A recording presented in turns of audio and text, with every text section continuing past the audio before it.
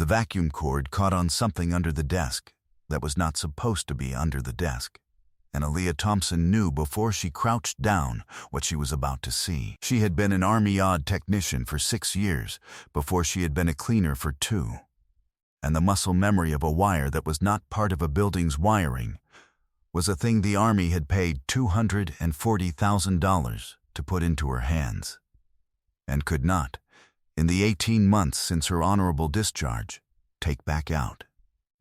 The cord of her Hoover commercial had snagged on a thin gauge of black plastic sheath wire that ran from the back left leg of the desk along the underside of the desk's frame and disappeared into the modesty panel. Building wiring did not run that way. Building wiring ran inside walls and along the baseboards in metal raceway. The wire under this desk was custom and recent, and the splice she could see from her position on her knees was professional, and the splice was not the kind a contractor made. She set the vacuum down. She did not turn it off, because turning it off would change the soundscape of the floor, and a person who was watching her would notice the change before they noticed her behavior. She let the vacuum hum where it was. She crouched. She tipped her head sideways and looked under the desk with her phone flashlight in her left hand and her right hand kept very deliberately at the level of her own knee, where it would not be visible from the doorway of the office. She did not need long. She needed 4 seconds. Pelican micro case. Black. 8 inches by 5 inches. Magnetic mount to the underside of the desk's steel reinforcement plate. 2 wires emerging from a small port on the case's seam. 1 wire running to the desk's underside frame and disappearing. The other wire running down to a small black box, the size of a deck of cards mag mounted to the inside of the desk's left pedestal, which she recognized in another 2 seconds as a cellular trigger. The whole assembly was the work of someone who had been trained the way she had been trained.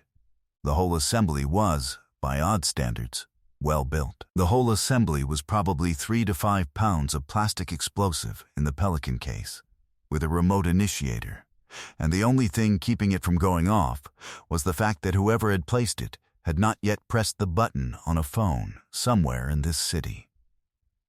She did not panic. She had not panicked in Mosul. She had not panicked in Kandahar.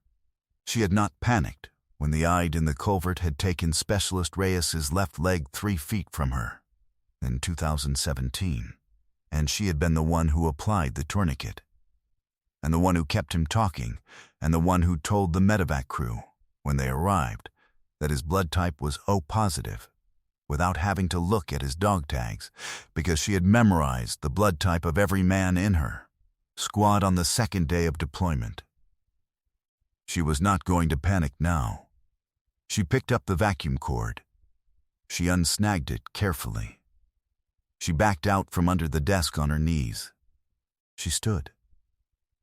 She walked to the doorway of the office, and she looked left down the hall toward the elevator bank, and she looked right down the hall toward the bathrooms, and she registered the security camera in the ceiling at the end of the corridor, and she registered the small red light beside the camera that meant it was recording, and she walked, with the calm, deliberate stride of a woman who was thinking about which bathroom to use, to the bathroom at the end of the hall. She locked the bathroom door. She turned on the sink. She let the water run. She did not call 911, because she did not yet know who in the building was working for whom, and a 911 call from a 40th floor private bathroom on the executive level of a building that did not advertise itself was a call that might be intercepted before it reached dispatch.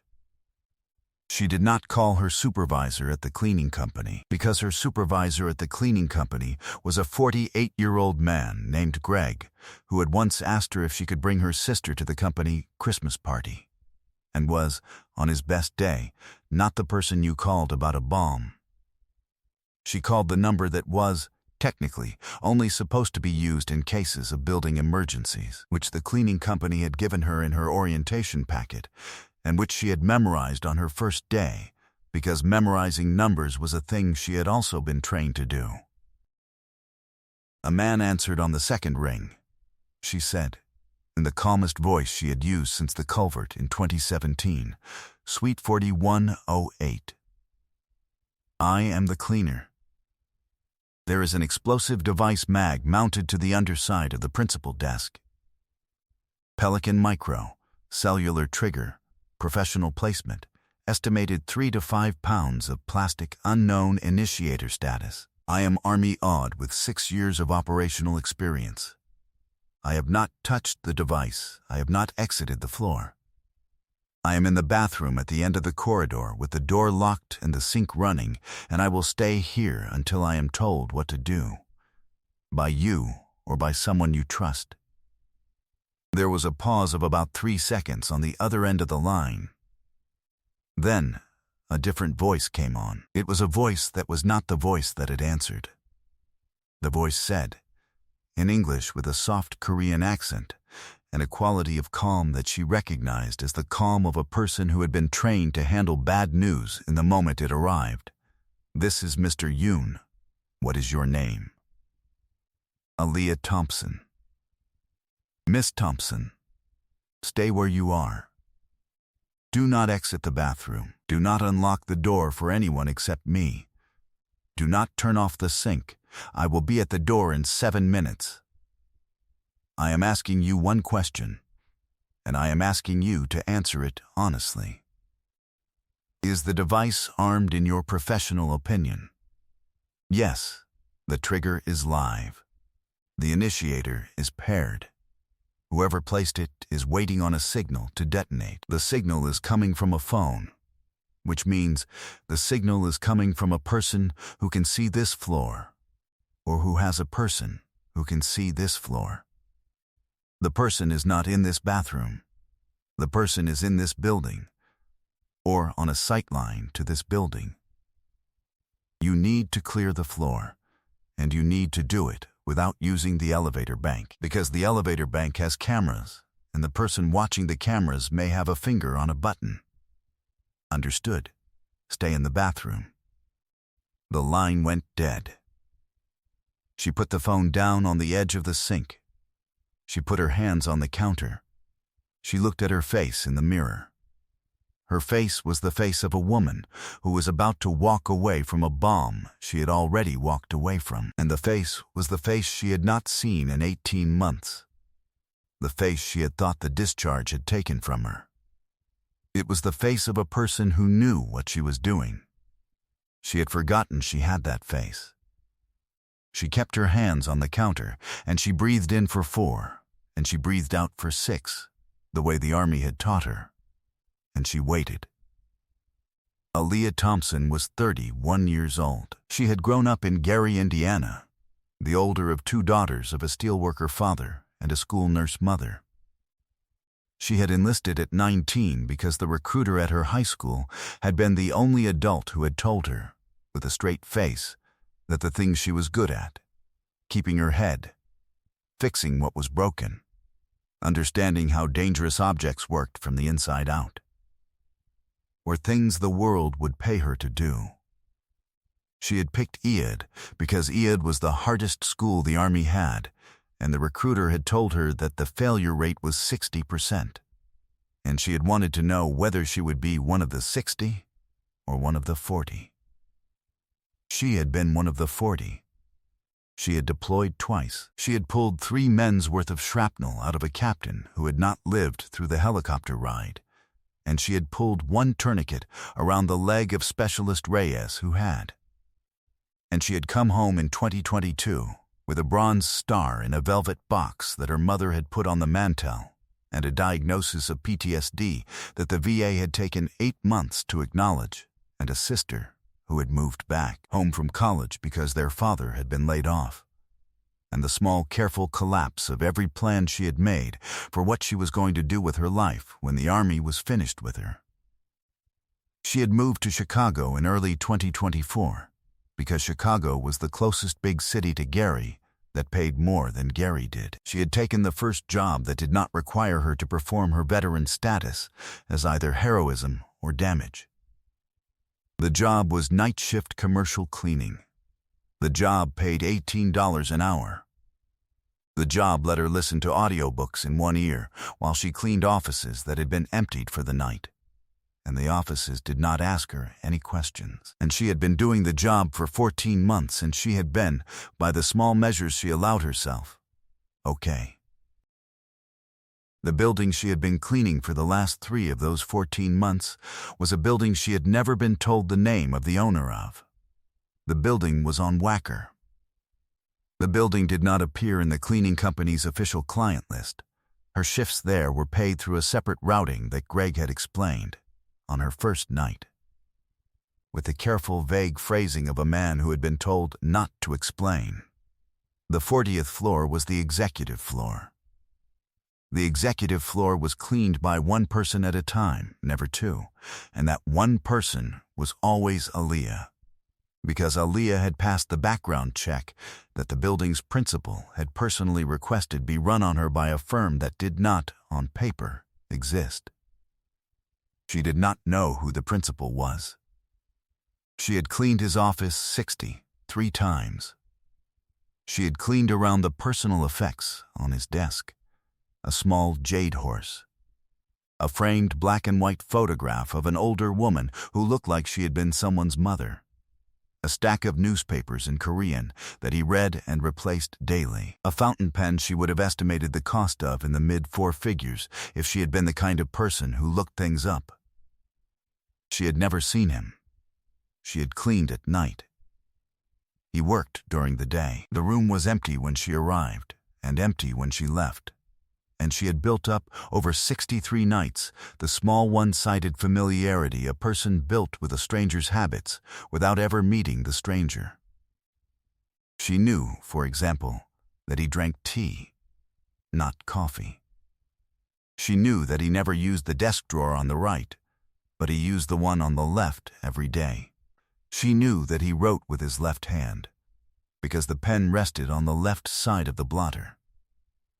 She knew that he had recently been reading a book in English about agricultural reform in 1970s Korea, because the book had been on the desk for 9 nights and the bookmark had advanced by roughly the same amount each night. She knew, from the bookmark advancing, that he was a slow reader who finished what he started. She did not know his face. She was about to. If you have ever held expertise the world stopped asking you for, if you have ever been overqualified in a uniform that hid what your hands knew, drop your city in the comments tonight and let me see you. Hit subscribe, like the video if you have ever been the most prepared person in a room and the last person anyone thought to ask. Stay with me, because what's about to happen at the bathroom door on the 40th floor of a building on Wacker Drive is what happens when a woman who has been treated as invisible is finally found by the one man who needed her exact training to be alive at sunrise. 6 minutes and 41 seconds after the line had gone dead, there was a single quiet knock on the bathroom door. She did not move. "Miss Thompson, this is Yoon. I am alone. I am unarmed. I have my hands raised, and I am stepping back from the door so that you can open it without an obstructed line of sight to the hallway. Take whatever time you need." She unlocked the door. She opened it 2 inches. She looked through the gap. The hallway was empty. A man in his late 50s stood 3 feet back from the door with his hands at shoulder height, palms forward, the way a person stood when they were demonstrating that they had brought nothing they were not telling her about. He was Korean. He was wearing a charcoal suit. He had the bearing of a man who had spent 40 years standing in hallways waiting for someone to open doors for him. "Mr. Yoon, Miss Thompson. Where is everyone?" "Off the floor." The elevators have been redirected to express to the lobby. The stairwells have been cleared. The principal is in the secondary office on the 38th floor. The building's day staff have been told there is a maintenance issue with the HVAC and that the 40th floor is closed until further notice. The Chicago Police Bomb Squad has been called by my office on a private line, and they will arrive in approximately 18 minutes. The principal would like to speak with you before they arrive, if you are willing. If you are not willing, I will escort you out of the building through the freight elevator, and you will be paid your wages for tonight and tomorrow, and your supervisor will be told you are unwell. The principal has asked me to be very clear with you that the second option is a real option. He has asked me to say, in his exact words, she does not owe me her face. She looked at the man named Yoon. She thought about the principal who had asked his head of security to say those specific words to her. "I will go," she said. He nodded. He did not put his hands down until she had stepped out of the bathroom and closed the door behind her. He turned. He walked her, not toward the elevator, but toward a door at the far end of the corridor that she had previously assumed was a janitor closet. He opened it with a card. There was a private stairwell behind it. They walked down 2 flights to the 38th floor. He opened another door. They walked down a short corridor. He stopped at the end of the corridor at a door that was, she registered with the small clinical part of her brain that cataloged such things, reinforced steel inside a wood veneer. He knocked twice. The door opened. The man inside the room was sitting in a chair by the window, not standing. He was wearing a black wool sweater and gray trousers, and no jacket, and no tie. And his hair was slightly disordered the way the hair of a man who had been pulled out of his office in a hurry was disordered. He was younger than she had assumed from 63 nights of cleaning around his books. He was perhaps 38. He stood up when she came in. He did not approach her. He bowed, a small, careful bow, and he said, in English, "Miss Thompson." "Sir. My name is Han Sung-ho. This is my building. The desk you found the device under is my desk. I have been told everything Mr. Yoon has been told. I would like to ask you to sit down. I would like to ask you, when you have sat down, to tell me everything you saw under that desk, in as much technical detail as you can give me. After that, I would like to thank you. After that, I would like, with your permission, to offer you something, and I am going to tell you in advance that what I am going to offer you is going to sound extreme, and I am going to ask you to hear it out before you answer, because the situation we are both standing in is extreme, and the offer is proportionate to the situation. Will you sit down?" She sat down. She told him everything. She told him in the language she had not used since the discharge, calibers and trigger types and initiator chains and the specific weight estimates of plastic explosive in a Pelican case of that size, and he listened the way a man listened, who knew enough about what she was saying to follow it, but not enough to interrupt. He asked 3 questions. The questions were good questions. He did not pretend to know more than he did. When she was finished, he was quiet for a long time. He looked at her. "Miss Thompson, the person who placed that device is one of 3 people. All 3 of them are people I have been close to for at least a decade. I will know which one it is by tomorrow morning. By tomorrow afternoon, that person will not be a problem for me anymore. That is not the part I am asking your permission for. The part I am asking your permission for is this.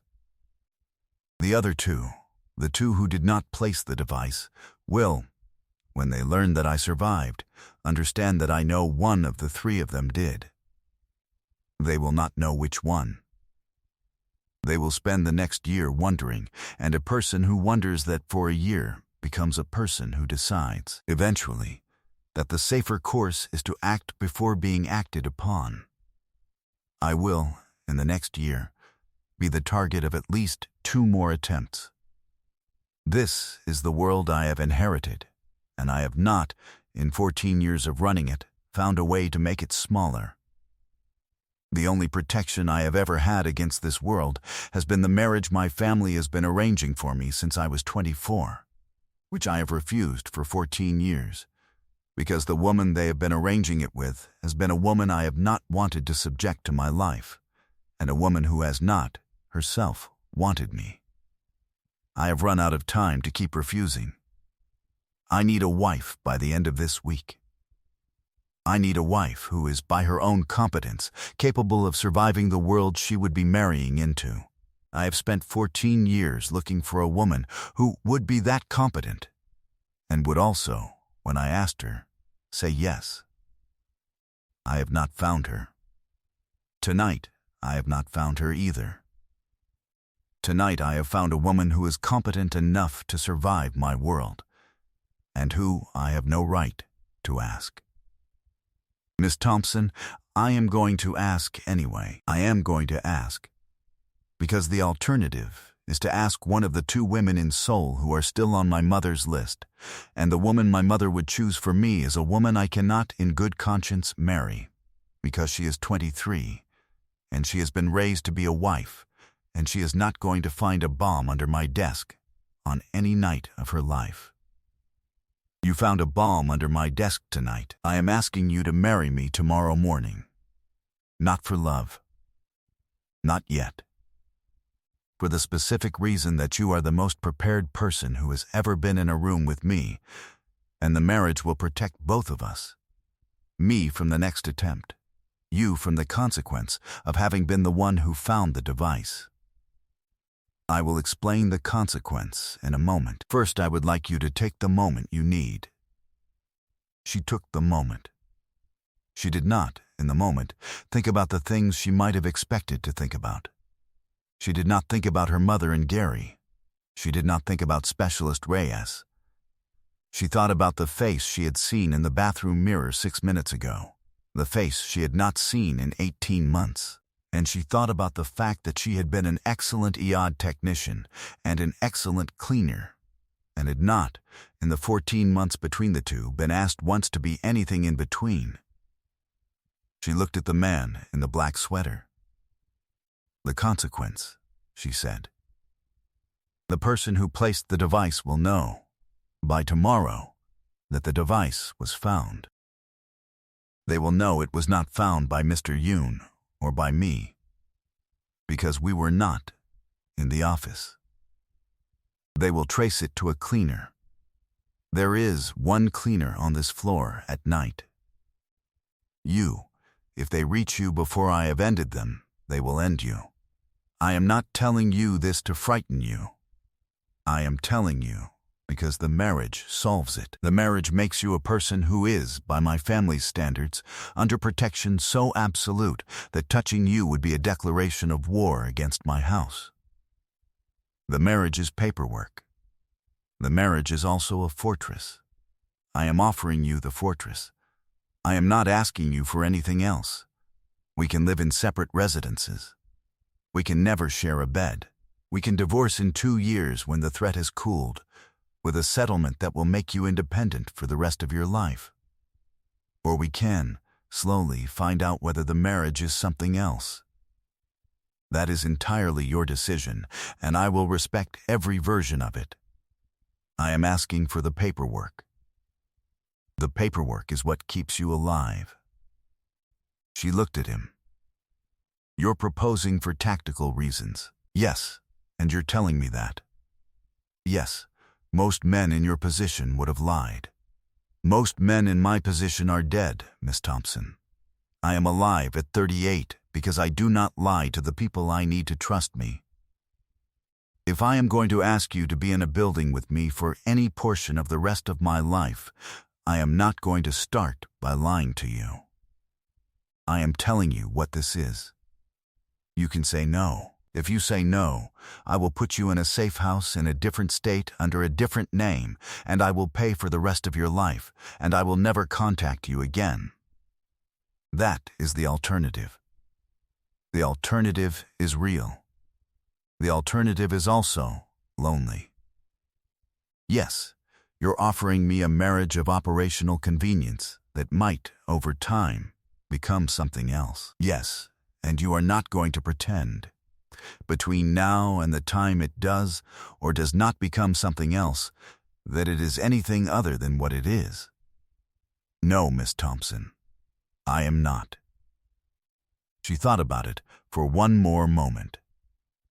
She thought about the face in the bathroom mirror. She thought about the fact that she had said the sentence Pelican Micro, cellular trigger, professional placement into a phone line tonight, and the sentence had been heard and understood and acted upon. And the world had treated her, for the first time in 18 months, as the person she had spent 6 years and 2 deployments becoming. She held out her hand across the small distance between her chair and his. I will marry you tomorrow morning, Miss Han Sung-ho. Sung-ho, I will marry you tomorrow morning. On one condition that is not in the contract you are about to write. Tell me. You will not refer to this as a marriage of operational convenience to anyone. Not your security, not your family, not Mr. Yoon. To everyone outside this room, this marriage is real. It is real, because I will not be a piece of paper in your house, Sung-ho. I will be a wife. I will be a wife the way I was a soldier, with both hands and on purpose. If we decide, after a year, or 2, or 5, that we are not in love and we will not be, fine. We will tell each other privately, and we will renegotiate privately. But to the world we are going to walk into in the morning, this is a marriage. It is not a fortress. It is a marriage that has a fortress around it, the way every good marriage does. And I am not going to spend the next 2 years being introduced as Mr. Han's tactical wife. Are we agreed? He looked at her for a long moment. Then he did the thing she had not, until that moment, seen any man in his position do. He stood up. He bowed. It was not the small bow he had bowed at the door. It was a deeper bow, the kind that was given by a man to a woman who had just outranked him in his own room, and he held it for the length of one full breath, and he straightened, and he said, in Korean, the one sentence she did not. With her 3 years of Defense Language Institute Korean from a long-ago career detour, need any translation for yes, ma'am. She took his hand. His hand was warm. His hand was steady. His hand was the hand of a man who had not, in 14 years of running an inherited empire, been allowed to lower his guard in front of another person, and was lowering it for the first time in front of a woman who had walked into his life at the level of bomb disposal, and had just told him she would also be his wife, with both hands, on purpose. They were married at 11 the next morning, at a courthouse on Daly Plaza, with Mr. Yoon as their witness and a judge who had been a friend of Sung-ho's father for 30 years presiding. She wore a navy dress she had bought at a department store an hour before the ceremony. He wore the same charcoal suit she had seen him in on the 38th floor, the wrinkles pressed out by a tailor who had been brought to his apartment at 6 in the morning. The Pelican case, which had contained 4 pounds of plastic explosive and would have killed every person on the 40th floor of his building if the initiator had been pressed, had been removed by the Chicago Police Bomb Squad at 1 in the morning and was now in a federal evidence locker pending an investigation that would, 8 months later, end with the indictment of his uncle's chief of staff. The man who had placed the device was, by sunrise, a problem that no longer existed. Aliyah Han stood beside her husband on the steps of the courthouse after the ceremony, in a navy dress and the borrowed coat Mr. Yoon had insisted she wear, because the November wind off the lake was sharp. And she looked at the man she had been married to for 11 minutes, and she said the thing she had been thinking all morning. You're going to find out, Sung-ho, that I am very good at being someone's wife. I have not, until today, had the chance. You happen to have asked me. Lucky you. He laughed. It was the first laugh she had heard from him. It was a small, surprised laugh, the laugh of a man who had not expected, in the operational marriage he had negotiated at midnight, to be standing on a courthouse step in the morning with a wife who was already, 11 minutes in, teasing him. Lucky me, Mrs. Han, Aaliyah. He raised her hand, slowly, asking with his eyes if it was permitted. She nodded. He kissed the back of her hand the way a man kissed a hand he was going to spend the rest of his life learning the shape of. And the wind off the lake moved her dress against her legs, and the city of Chicago went on around them in the deep cold of a Tuesday morning in November. And somewhere on the 40th floor of a building on Wacker, a desk had a new chair behind it. And a vacuum cord that had snagged on a wire the night before had become the first threat of a fortress that two competent people had, against everyone's expectations including their own, just decided to build together.